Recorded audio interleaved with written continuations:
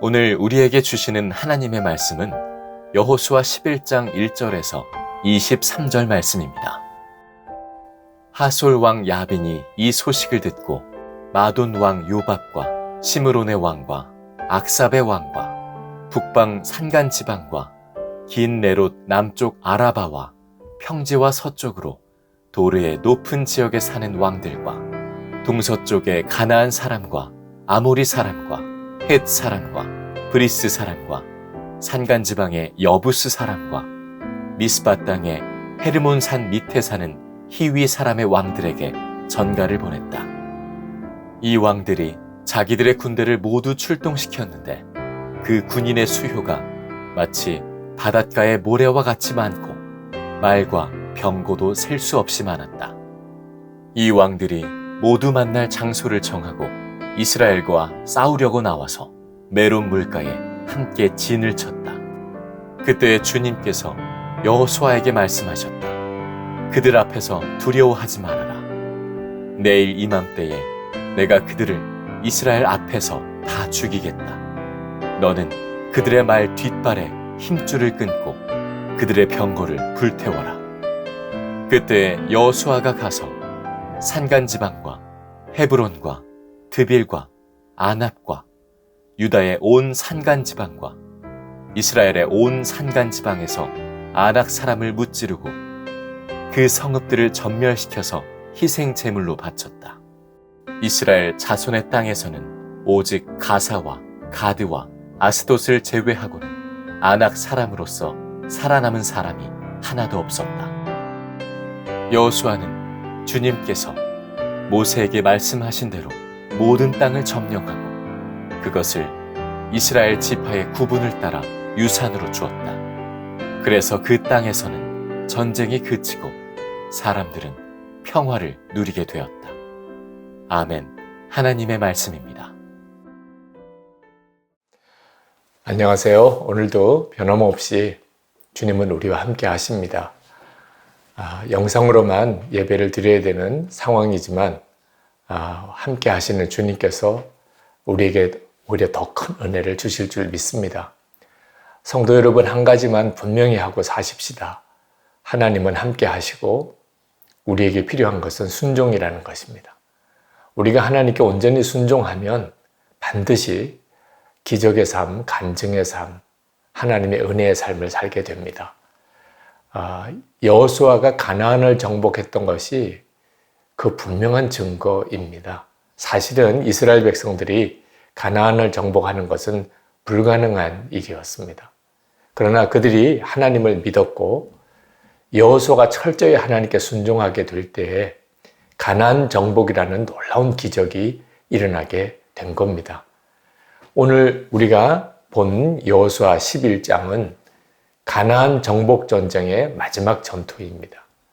사실 가나안 족속으로서는 절대절명의 위기 상황입니다. 이 전쟁에서 지면 가나안은 이제 완전히 멸망하게 되는 거죠. 그래서 가나안 족속 중에 가장 강력한 힘을 가졌던 하솔이라고 하는 왕을 중심으로 대연합군이 형성이 됩니다. 그 연합군의 규모가 얼마나 컸던지 성경은 그 군사의 수가 바다의 모래와 같이 많았다. 그 말과 병거의 수가 셀 수도 없이 많았다라고 그렇게 말씀하고 있습니다. 그러나 하나님을 믿고 하나님께 순종했던 여호수아는 대승리를 거둡니다.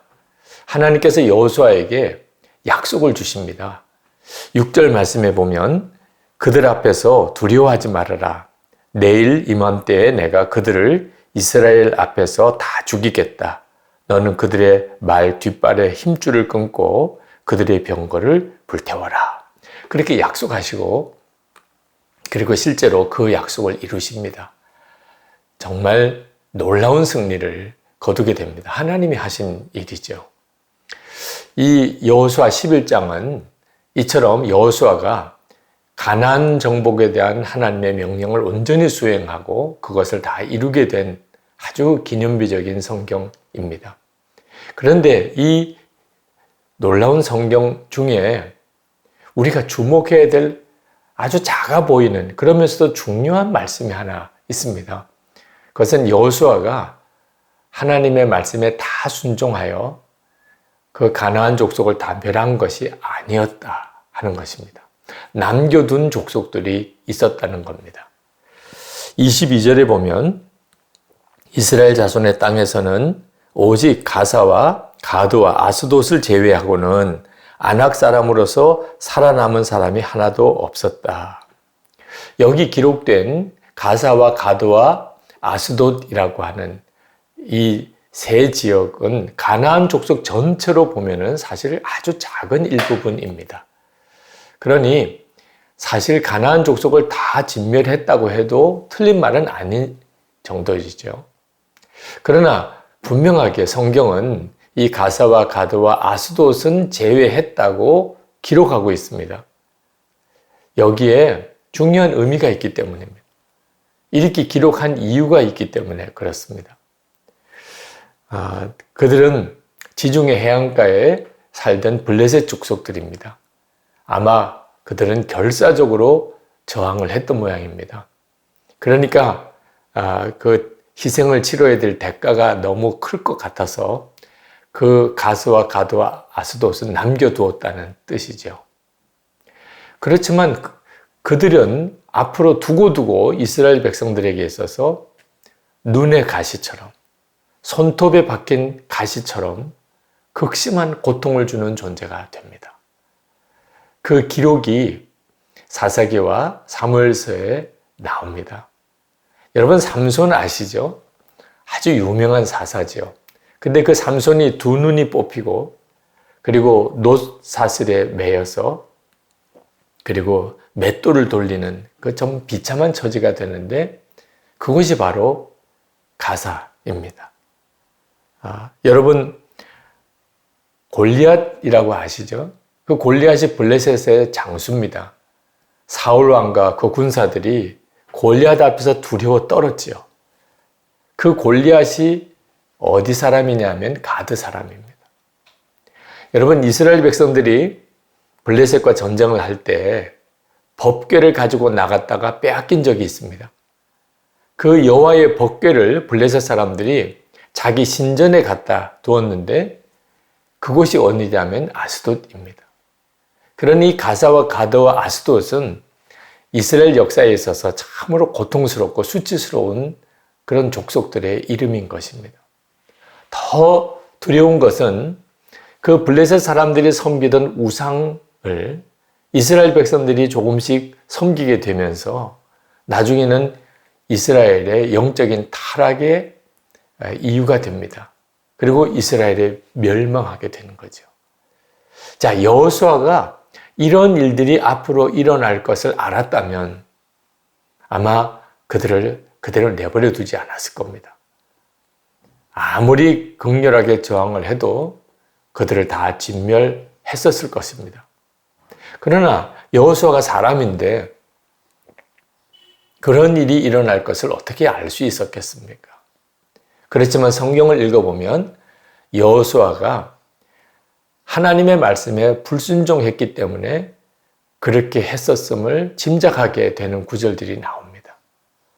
사실 그렇게 남겨둔 족속들로 인하여 이스라엘이 엄청난 고통을 당할 것이라는 말씀을 하나님이 이미 하셨습니다. 민수기 33장 55절 56절에 이렇게 말씀합니다. 너희가 그 땅의 주민을 다 쫓아내지 아니하고 너희와 함께 있도록 허락하였다가는 그들이 너희 눈에 가시가 되고 옆구리를 찌르는 바늘이 되어서 너희가 살아갈 그 땅에서 너희를 괴롭힐 것이다. 그뿐만 아니라 나는 그들에게 하기로 계획한 것을 그대로 너희에게 하겠다. 여호수아는 모세의 시종이었기 때문에 모세에게 주신 하나님의 이 말씀을 모세가 기록하는 일을 몰랐을 리가 없습니다. 단 하나 그 말씀을 그대로 지켜야 한다는 그런 심각한 마음이 아마 없었던 것 때문에 이런 일이 벌어지게 된 거죠. 저는 여호수아 11장에서 이 구절에 대해서 우리가 깊이 묵상하고 또 결단해야 된다고 생각해서 오늘 이 말씀을 드리는 것입니다. 우리들의 문제이기 때문에 그렇습니다. 여러분, 예수님을 믿는 사람들 중에 하나님에게 순종하지 않는 사람이 있겠습니까? 우리가 오늘 이렇게 온라인으로라도 예배를 드리는 것 자체가 순종이죠. 그렇지만 문제는 우리의 순종이 온전하지 못하다는 것입니다. 적당하게 순종하고 산다는 것입니다. 그것이 얼마나 두려운 것인지를 모르니까 그 적당하게 순종한 것, 다시 말하면 불순종한 것이 남겨져 있다는 것이 그 뒤에 우리에게 얼마나 고통스러운 문제를 가져오는지를 모르니까 그렇게 하는 것입니다. 우리는 흔히 그런 말을 하죠. 그 작은 일이 이렇게 큰 문제가 될 줄은 몰랐어요. 제가 호랑이 새끼를 키웠나 봐요. 이런 일이 벌어질 줄 알았으면 저는 절대로 그렇게 결정하지 않았을 겁니다. 바로 그것이 부족한 순종으로 인하여 오는 비참한 대가에 대한 탄식인 것입니다. 그러므로 여러분, 우리에게 있어서 매우 심각한 문제는 자기 생각에 옳다고 판단하는 대로 말하는 것과 행동하는 것입니다. 사사시대 때의 죄에 대하여 성경이 명확하게 말씀하기를 사사기 21장 25절에 사람이 각각 그 소견에 옳은 대로 행하였더라 하였습니다. 여러분, 순종하지 못하는 사람에게도 다 사정이 있습니다. 저 나름대로는 최선을 다한 거예요. 하나님께서도 다 이해하실 거예요.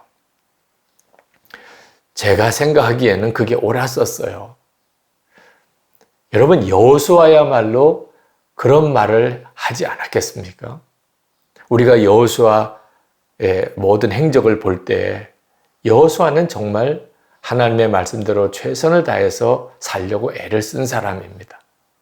그러나 어쩔 수 없이 남겨둔 것이 있었던 것을 작게 여겼던 거죠.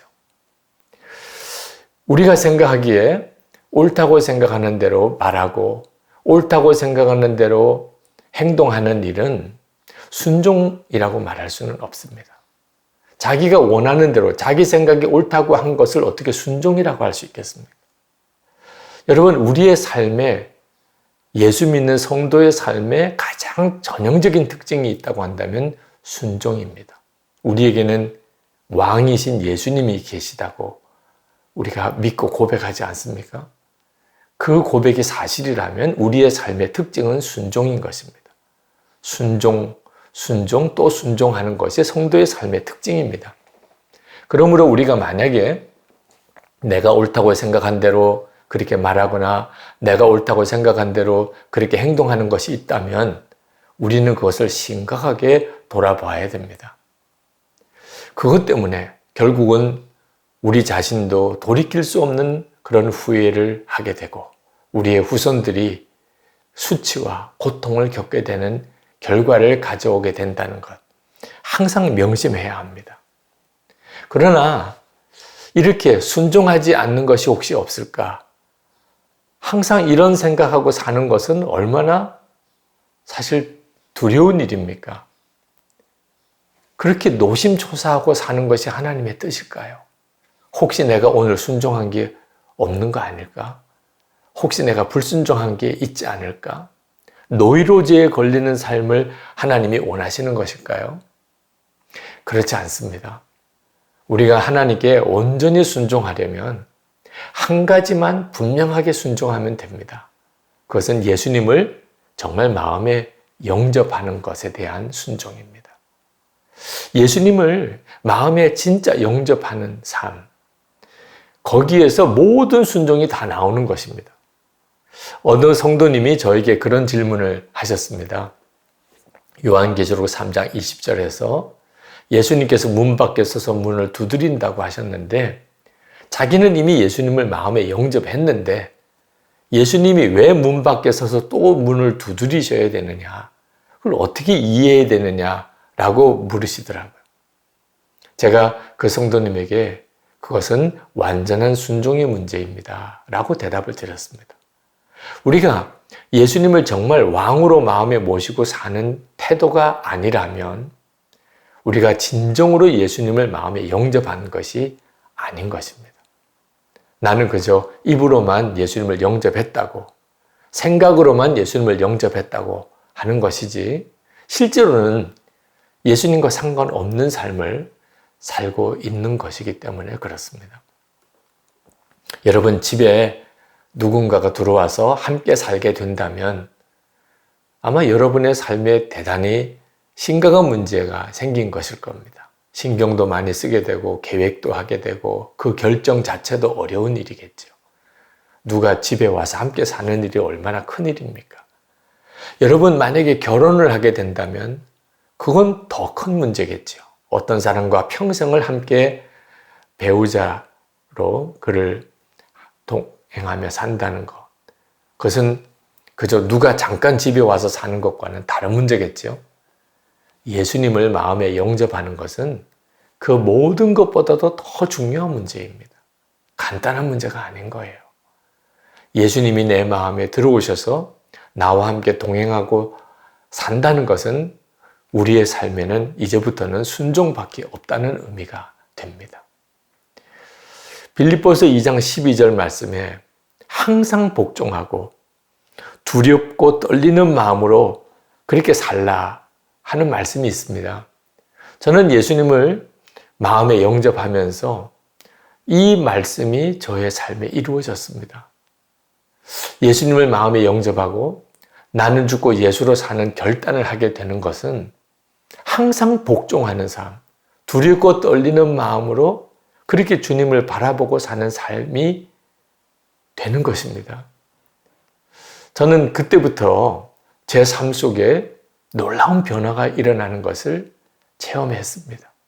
항상 주님을 의식하고 그리고 주님의 뜻을 구하고 그리고 철저히 주님께 복종하는 삶을 사는 겁니다.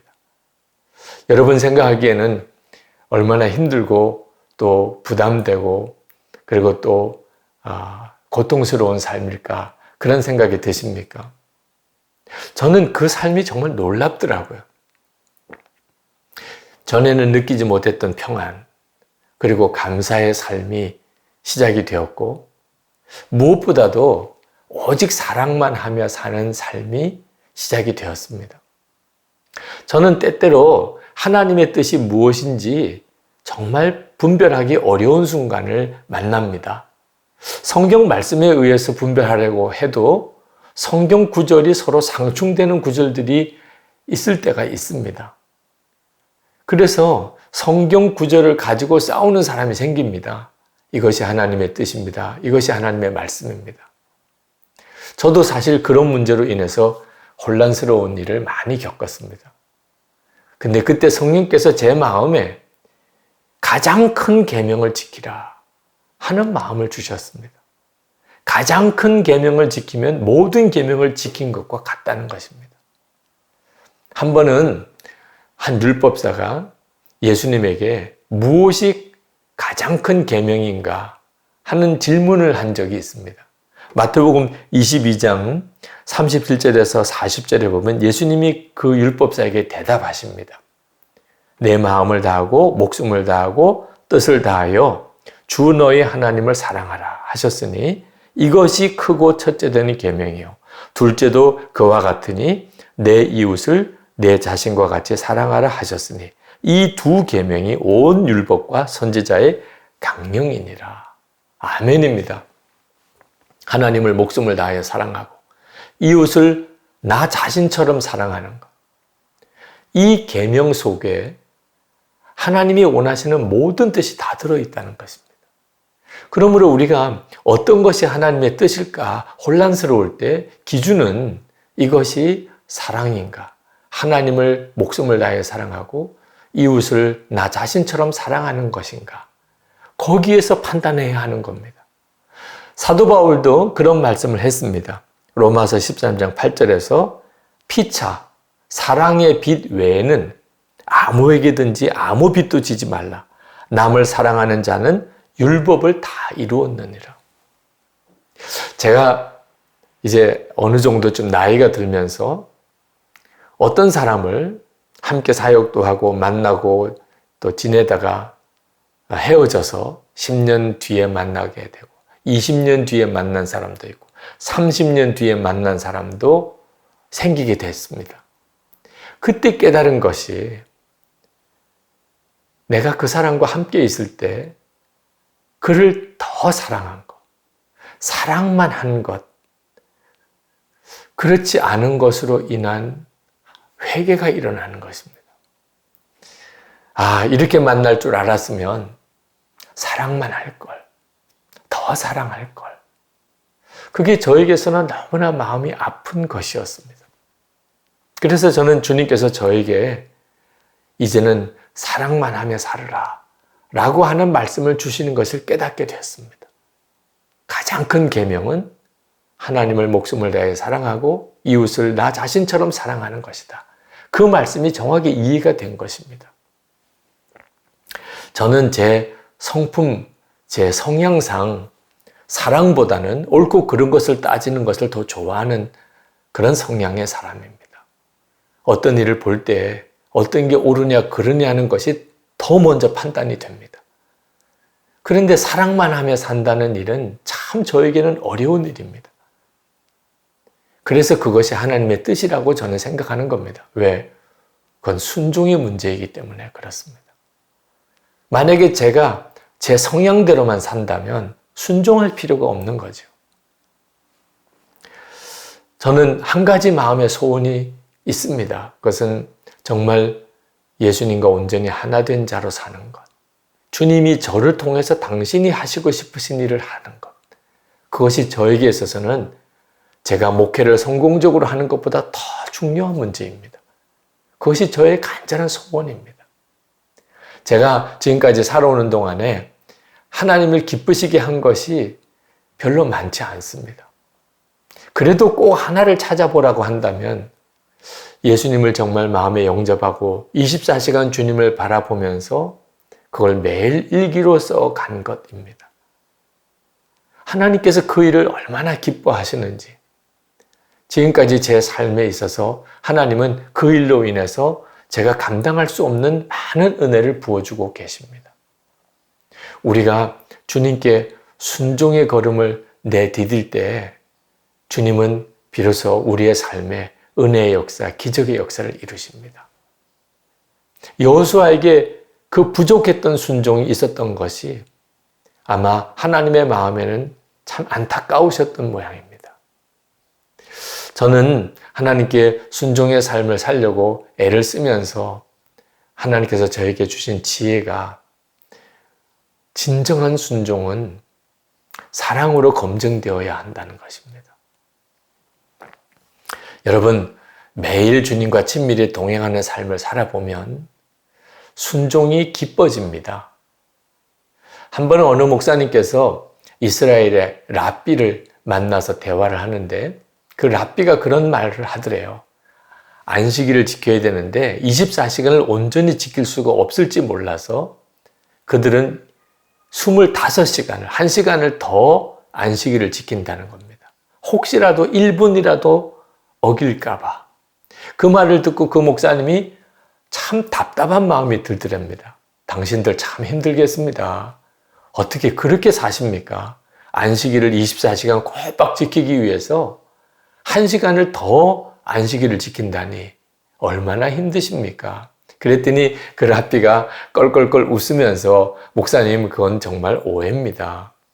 우리는 안식일을 지키는 것이 정말 기쁩니다. 만약에 하나님께서 우리에게 안식일을 주시지 않았다면 어떻게 살까? 그런 생각이 듭니다. 안식일이 되면 모든 일을 다 내려놓습니다. 신문도 보지 않습니다. 전화도 받지 않습니다. TV도 보지 않습니다. 그날은 오직 가족들과 지내며 아이들과 함께 지내며 그리고 회당에 가고 그리고는 정말 푹 쉽니다. 그 안식일 때문에 저희들의 그 다음에 한 주간의 삶이 있습니다. 안식일은 하나님의 축복입니다. 그런 말을 해서 너무너무 창피했다는 말씀을 하신 적이 있습니다. 순종은 기뻐야 하는 겁니다. 부담스럽게 억지로 해야 되는 순종은 사실은 오래 가지 못합니다. 기쁨으로 할 수 있는 순종이어야 그 순종이 진짜입니다. 케냐 선교사님 임은미 선교사님이라고 계십니다. 그 임은미 선교사님이 미국에서 공부하고 그리고 거기서 결혼하고 참 미국 생활을 아주 엔조이하면서 잘 지내시다가 하나님께서 아프리카 선교사로의 부름을 받았습니다. 그리고 그 선교사의 부름에 순종하려고 그리고 한국에 와서 여의도 순복음교회에서 이제 선교사 면접을 하는 날이었답니다. 조영기 목사님께서 면접을 하셨는데 젊은 여자분이 아프리카 선교사로 간다 그러니까 걱정이 되셨던 모양입니다. 아니 그렇게 위험한 곳에 어떻게 갈 수 있겠는가라고 질문을 하더랍니다. 그때 임은미 선교사님이 그렇게 대답을 했답니다. 제가 신학교 다닐 때 신학교 교수님 한 분이 말씀하시기를 하나님의 뜻대로 하는 곳이 가장 안전한 곳이다. 하나님의 뜻 아닌 곳에서 사는 것이 가장 위험한 곳이다. 그런 말씀을 하셨는데 저에게 있어서는 아프리카가 가장 안전한 곳입니다. 제가 만약에 아프리카에 가지 않는다면 저는 아주 위험한 상황에 처해진 거나 마찬가지입니다. 왜냐하면 하나님께서 저를 아프리카로 가라고 하셨기 때문입니다. 그 말씀을 듣고 조영기 목사님이 흔쾌히 아프리카 선교 파송을 결정해 주었다고 하는 그런 고백을 들었습니다. 여러분, 주님을 정말 사랑하는 사람, 그리고 정말 주님과 동행하기를 원하는 사람에게는 순종이 즐거운 일입니다. 순종하지 않는 것이 사실 고통스럽고 두려운 일입니다. 이사야 1장 19절에 너희가 즐겨 순종하면 땅의 아름다운 소산을 먹을 것이요 라고 말씀했습니다. 즐거이 순종하면 이것이 핵심입니다. 이런 마음을 가지게 되면 그러면 내가 순종하지 못한 건 없을까? 그렇게 노심초사하지 않게 됩니다. 주님을 바라보고 주님과 동행하고 그래서 순종이 기쁨이 되면 그러면 작은 불순종도 없게 됩니다. 그건 정말 놀라운 삶이죠. 저는 오늘 여러분 모두가 다 주님과 그렇게 친밀히 동행하는 삶을 살게 되기를 원합니다. 그것은 주님의 마음입니다. 그래서 여러분들의 삶 속에 두고두고 후회가 남는 그런 불순종이 있지 않기를 축복합니다. 부족한 순종도 불순종입니다. 오늘 하나님께서 우리에게 허락하신 이 특별한 주일에 여호수아가 가나안 정복을 다 이루었다고 하는 이 놀라운 말씀을 통해서 그 속에서도 부족했던 순종이 있었던 것을 보게 하시고 우리 삶을 돌아보게 하십니다. 이제 성도 여러분들의 삶 속에 주님의 임재하심이 더욱 가득하기를 원합니다. 그리고 주님과 친밀히 동행하게 되기 원합니다. 그래서 여러분의 삶이 순종의 기쁨이 있는 삶이 되어서 두고두고 간증이 되고 감사가 되고 그리고 많은 사람들에게 은혜의 통로가 되는 삶이 되기를 축복합니다. 기도하겠습니다. 은혜와 사랑이 많으신 하나님, 놀라우신 하나님의 은혜를 감사합니다. 오늘도 사랑하는 성도들을 주님의 손에 부탁합니다. 주님 은혜의 장중에 사로잡아 주시기 원합니다. 온전한 순종의 삶을 살게 하시되 무엇보다 주님과 기쁨의 교제가 있어서 순종이 기쁘게 해주시기 원합니다. 불순종한 것이 있을까? 노심초사하는 삶이 아니고 순종이 기쁘고 기대가 되는 삶을 살게 하옵소서. 주 예수 그리스도 이름으로 간절히 축복하며 기도합나이다. 아멘.